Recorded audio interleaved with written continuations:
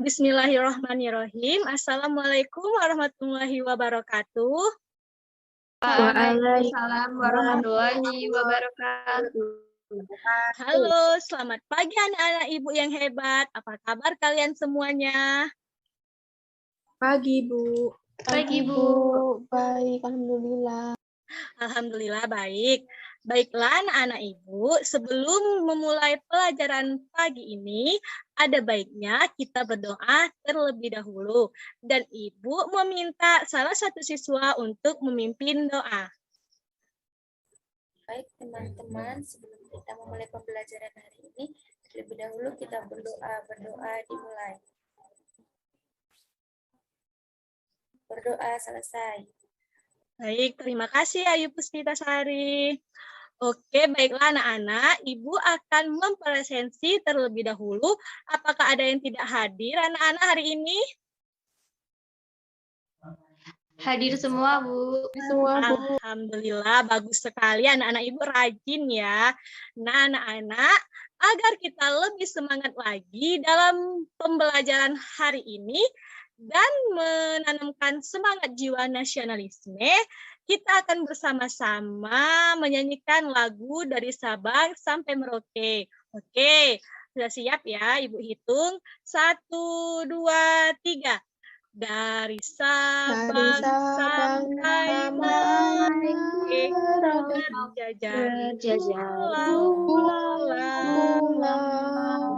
sambung menyambung menjadi satu. Itulah Indonesia. Indonesia tanah airku, aku berjanji padamu, menjunjung tanah airku Indonesia. Wah, anak-anak ibu semangat sekali ya.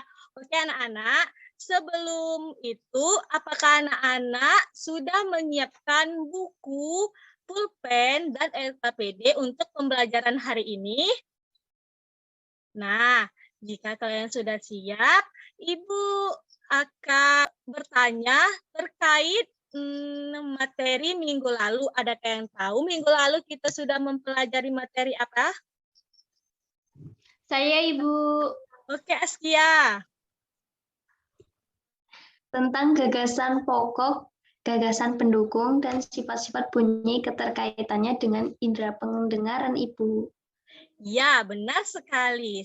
Berarti saat Ibu menjelaskan minggu lalu, anak-anak Ibu sangat memperhatikan ya.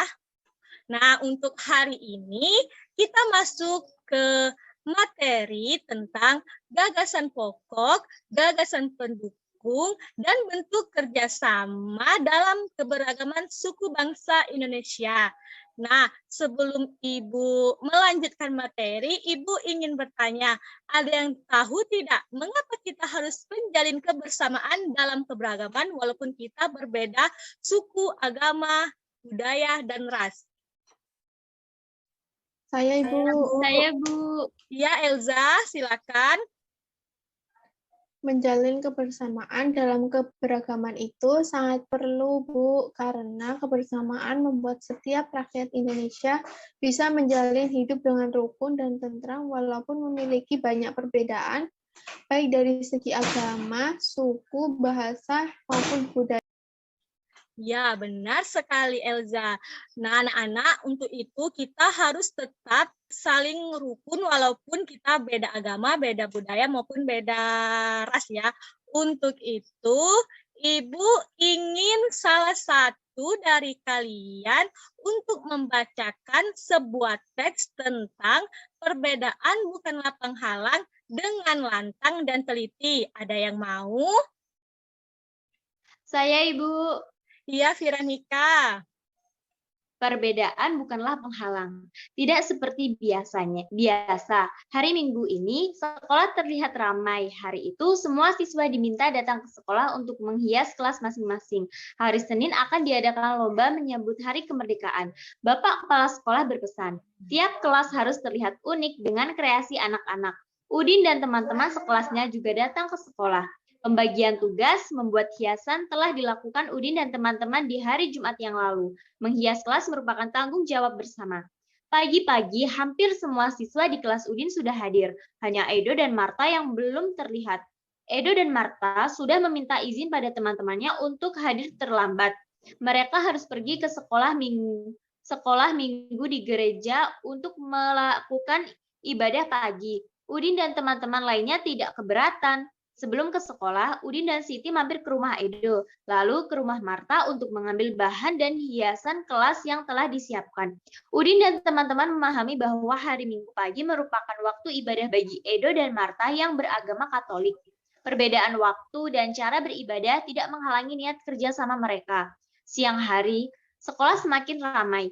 Kelas-kelas sudah terlihat indah dan semarak dengan hiasan merah putih buatan siswa sekelas. Begitu kelas Udin. Edo dan Marta juga sudah terlihat di antara mereka. Selesai ibadah pagi di gereja, Edo dan Marta menyusul datang ke sekolah. Senang sekali Udin dan teman-teman berbagi tugas. Ada yang menggunting kertas, ada yang naik ke atas meja untuk menggantung lampion kertas, ada juga yang menghias pintu dengan pita kertas merah putih. Lelah tidak terasa. Ketika tiba waktu sholat zuhur, Udin, Siti, serta teman-teman lain yang beragama Islam menjalankan ibadahnya. Edo, Marta, Dayu, serta beberapa teman lain yang tidak menjalankan ibadah sholat melanjutkan pekerjaan menghias kelas. Menjelang sore, pekerjaan sudah selesai. Kelas Udin sudah terlihat semarak. Walaupun berbeda-beda, bekerja sama selalu menyenangkan. Perbedaan tidak menjadi penghalang untuk bekerja sama. Oke, terima kasih Viranika. Nah, oke anak-anak, ada yang tahu tidak bagaimana cara menemu gagasan pokok dan gagasan pendukung dalam sebuah paragraf? Saya, Bu. Ya, ayo. Yang pertama, cara menemukan gagasan pokok dan gagasan pendukung yaitu yang pertama, kita harus baca dan cermati setiap kalimat di dalam paragraf.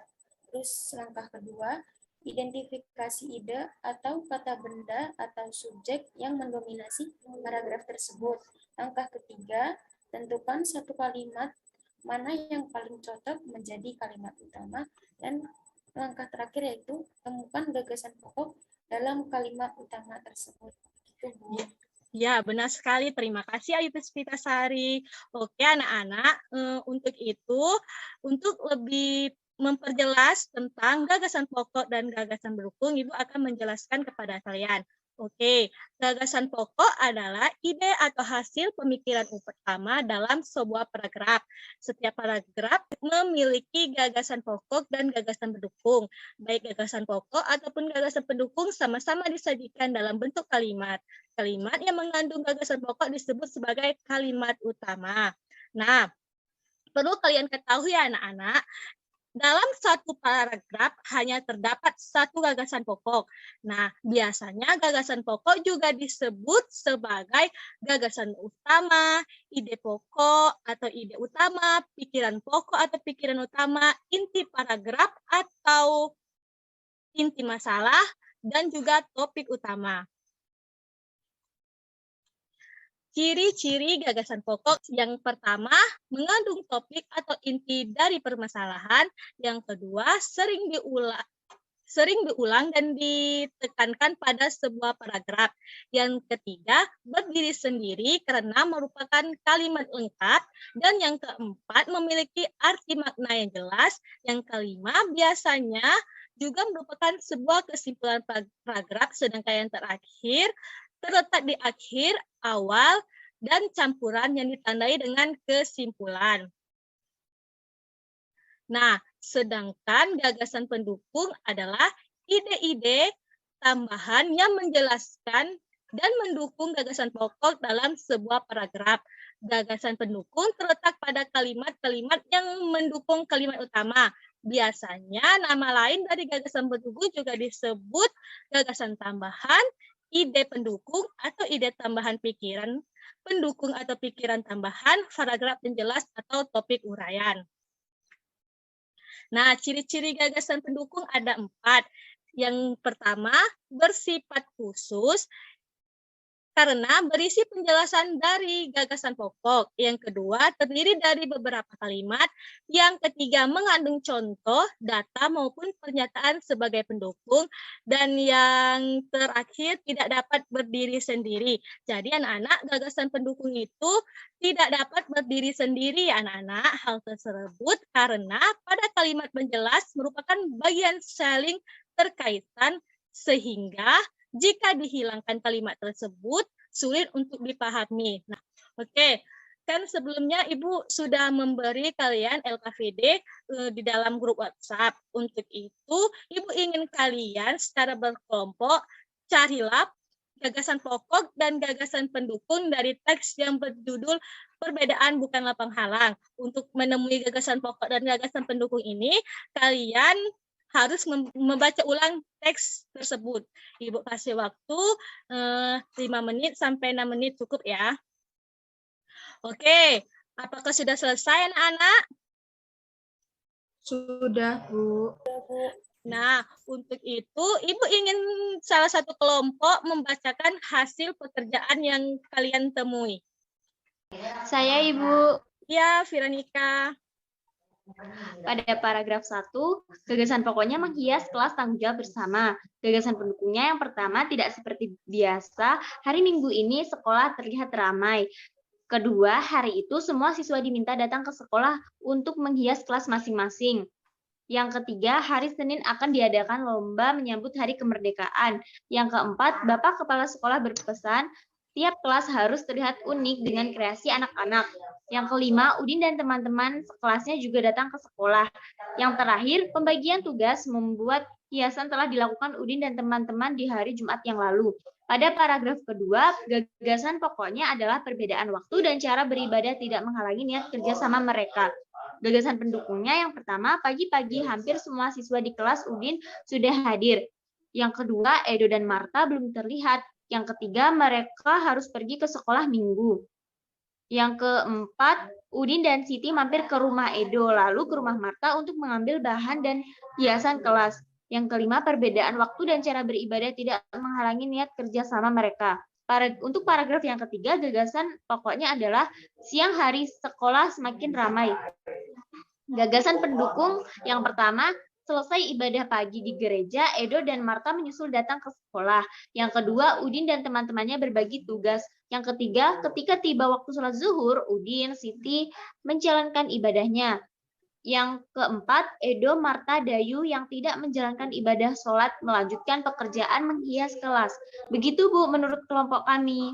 Wah, bagus sekali Viranika. Terima kasih ya Viranika. Jawabannya sangat tepat dan sangat lengkap. Oke, kita akan lanjut ke materi berikutnya. Saya minta kalian untuk melihat tayangan video berikut. Kita main di sini saja ya. Ayo.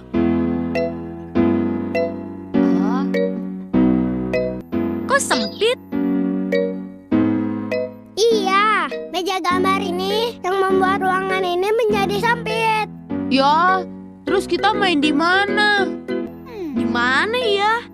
Di sini saja, kita pindahkan meja ini ke sudut ruangan itu. Oh iya ya, ayo kita angkat bersama-sama. Ayo. Nah, anak-anak, dari video yang sudah kalian tonton, ada yang tahu tidak apa sih yang dilakukan Boni dan teman-temannya? Saya, Bu. Ya, Bu. Ya, silakan Kurnia. Dari dalam video, Boni dan teman-temannya melakukan kerjasama dengan cara memindahkan meja ke sudut ruangan secara bersama-sama dengan bekerja sama. Mereka dapat bermain dengan nyaman dan senang, Bu. Oke, bagus sekali. Terima kasih Kurnia. Nah, untuk lebih memperjelas, Ibu akan menjelaskan tentang kerjasama. Kerjasama merupakan usaha yang dilakukan oleh beberapa orang untuk mencapai tujuan bersama. Indonesia terdiri atas banyak pulau, suku bangsa, tarian, rumah adat, serta agama. Walaupun Indonesia terdiri atas berbagai macam keberagaman, namun masyarakat Indonesia tetap dalam satu yaitu Negara Kesatuan Republik Indonesia. Keberagaman tersebut harus kita syukuri karena merupakan anugerah Tuhan Yang Maha Esa. Masyarakat Indonesia sangat terkenal akan kebersamaannya dalam bekerja sama. Manfaat dari kerjasama dalam mengerjakan sesuatu secara bersama-sama akan meringankan sebuah pekerjaan dan lebih cepat terselesaikan. Selain itu, kerjasama juga akan menumbuhkan rasa kebersamaan dan mempererat hubungan. Kerjasama juga bermanfaat untuk memunculkan atau memupuk rasa sosial dan menciptakan kepedulian terhadap lingkungan sekitar. Bentuk kerjasama dalam lingkungan masyarakat. Kerjasama di lingkungan masyarakat adalah contoh wujud nyata adanya persatuan, kesatuan dalam kehidupan bangsa Indonesia. Bentuk kerjasama ini ada berbagai macam. Dengan kerjasama, pekerjaan cepat selesai, persaudaraan dan kesatuan dapat terus terjalin. Salah satu contohnya gotong royong, kerja bakti, dan masih banyak lagi. Nah, Ibu ingin kalian mendiskusikan lagi dengan kelompok kalian tentang apa yang dimaksud dengan kerjasama, apa manfaat dari kerjasama. Ibu memberi waktu sekitar 3 menit. Oke, apakah sudah selesai, anak? Sudah, Ibu. Nah, Ibu meminta salah satu perwakilan kelompok untuk membacakan hasil kerja kelompok mereka. Ada yang bersedia? Saya, Ibu. Iya, Askia. Silakan. Yang pertama, apa yang dimaksud dengan kerjasama? Kerjasama adalah aktivitas atau kegiatan yang dilakukan oleh beberapa orang maupun kelompok secara bersama-sama untuk mewujudkan dan mencapai tujuan bersama. Oke. Kedua, menurut kelompok kami, apa manfaat dari kerjasama? Yang pertama, dalam mengerjakan sesuatu secara bersama-sama akan meringankan sebuah pekerjaan dan lebih cepat terselesaikan. Yang kedua, kerjasama juga akan menumbuhkan rasa kebersamaan dan mempererat hubungan. Yang ketiga, kerjasama juga bermanfaat untuk memunculkan atau memupuk rasa sosial dan menciptakan kepedulian terhadap lingkungan sekitar. Begitu, Ibu. Wah, benar sekali. Nah, sekarang Ibu meminta lagi kalian berdiskusi dengan teman satu kelompokmu dan carilah informasi tentang salah satu kerjasama di lingkunganmu. Kalian boleh bertanya kepada orang tua di rumah atau mencari informasi dari buku siswa dan bahan ajar. Ibu akan memberi waktu 5-7 menit.